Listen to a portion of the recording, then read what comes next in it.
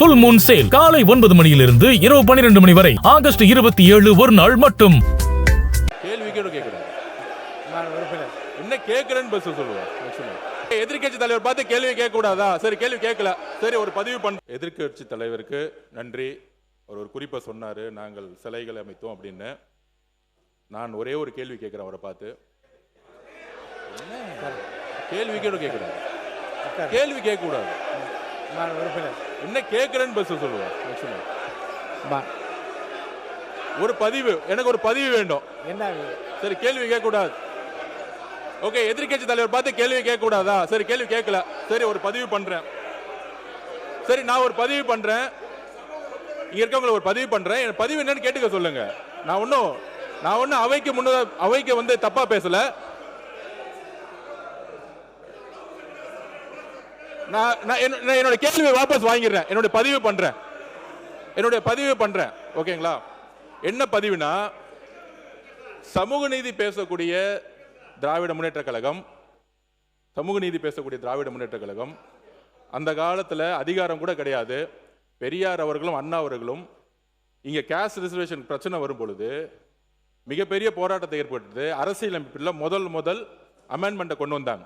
ஓகேங்களா? ஆனால் நான் என்ன பதிவு பண்றேன்னா, போன ஆட்சியில் சமூக நீதி பேசக்கூடிய திமுக சாதிவாதி கணக்கெடுப்பை பத்தி பேசவே கிடையாது. அது ஒன்றிய அரசு தான் செய்யணும். ஆனால் Telangana government, west Bengal government, பீகார்ல 3 மாசத்துல சாதிவாரி கணக்கெடுப்பு நடத்தி சோசியல் எக்கனாமிக்கல் ஸ்டேட்டஸ் அதை கொண்டு வந்து நடைமுறைப்படுத்தினாங்க. ஏன் கர்நாடகால முன்னாள் முதலமைச்சர் சீதாராமையா கொண்டு வந்தார் அதை.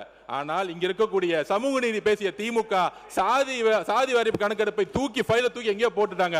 எங்களுடைய முதலமைச்சர், எங்க அரசு தான் சமூக நீதி கணக்கெடுப்பை இன்னைக்கு வந்து டிக்ளேர் பண்ணிக்கிறத பதிவு பண்றோம். ஏன் அவங்க நடத்தலன்னு சொல்லுங்க. ஒன்றிய அரசு, சென்ட்ரல் கவர்மெண்ட், பிஜேபின்னு சொல்லி தப்பிக்க கூடாது. ஏனால் மாநில அரசுக்கு உரிமை இருக்கு. சாதி வாரி கணக்கெடுப்பு நடத்துறதுக்கு மாநில அரசுக்கு உரிமை இருக்கு. கோவை சரி, நான் அனுமதிக்கிறேன். நீங்க முடிச்சு வைங்க. இதுக்கு மேல உட்காருங்க. மாண்புமிகு பேரவைத் தலைவர் அவர்களே, நீங்க வந்து பேசி இதை நிறைவு செய்யுங்க. மேற்கொண்டு இந்த பிரச்சனைக்கு வந்து முற்றுப்புள்ளி வைப்போம். ராஜு பேசணும். இன்னும் 12 உறுப்பினர்கள் பேச வேண்டும். முடிங்க. மாண்புமிகு பேரவைத் தலைவர் அவர்களே, ஆதிதிராவிடர் மற்றும் பிற்படுத்தப்பட்ட தாழ்த்தப்பட்ட மக்களுடைய நல்வாழ்வு குறித்து சமூக நீதித்துறை சார்பில் இன்றைக்கு விவாதம் நடந்து கொண்டிருக்கிறது.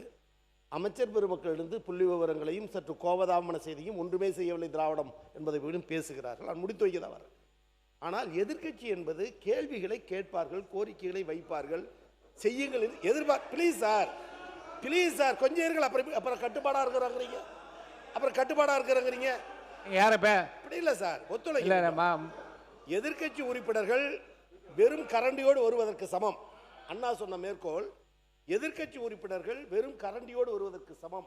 ஆனால் ஆளுங்கட்சியில் இருக்கக்கூடியவர்கள் தான், அமைச்சர்கள் தான் கையில் இருக்கிற கரண்டியில் எண்ணெயோடு வர வேண்டும். ஒரு துளி சதறினால் கூட ஒரு அரசுக்கு, ஒரு நாட்டுக்கு இழப்பு என்பது போன்ற ஒப்பீடுகள் உண்டு.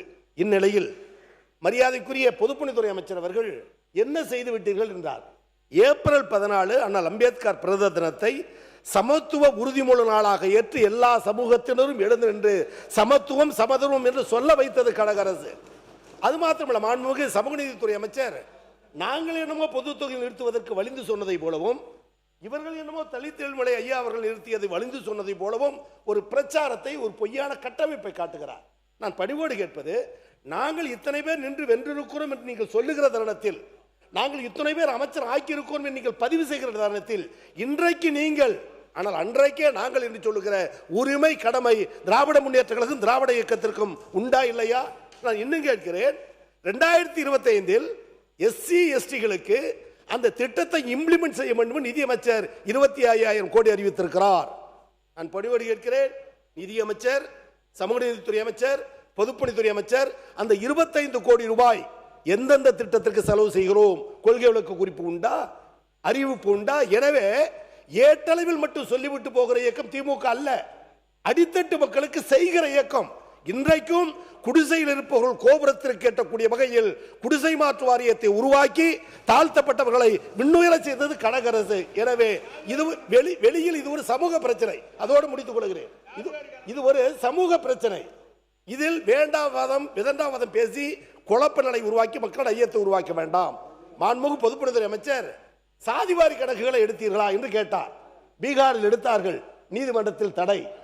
எங்கள் அரசு சொல்லுகிற வாதம், உச்சநீதிமன்றம் எங்கள் அரசு சொல்லுகிற வாதம், சாதிவாரி கணக்கெடுக்கிற உரிமை ஒன்றிய அரசுக்கு உண்டு. எனவே இந்த திட்டத்தின் அடிப்படையில் தான் கழக அரசு மேற்கொண்டதே தவிர சாதிவாரி கணக்கு எடுக்க வேண்டும் எடுக்கக்கூடாது என்பதில் எந்த நிலையானதும் அல்ல. மாறாக அது செய்வதற்கான உரிமை ஒன்றிய அரசுக்கு உண்டு, வலியுறுத்த வேண்டிய கடமை அவர்களுக்கு உண்டு. எனவே அந்த அளவில் தான் திராவிட முன்னேற்றம் கையாண்டது. என்றைக்கு தாழ்த்தப்பட்ட மக்களுக்கு அரண் திராவிட முன்னேற்ற கழகம், அதன் தலைவர் கலைஞரும் எங்கள் அண்ணன் தளபதி என்பதை பதிவு செய்கிறேன். நன்றி. புல் மூன் சேல் காலை 9 மணியிலிருந்து இரவு 12 மணி வரை ஆகஸ்ட் 27 ஒரு நாள் மட்டும். பிளே ஸ்டோர் மற்றும் ஆப் ஸ்டோரில் இருந்து பாலிமர் செயலியை QR கோடு மூலம் பதிவிறக்கம் செய்யுங்கள். செய்திகளை உடனுக்குடன் பெறுங்கள்.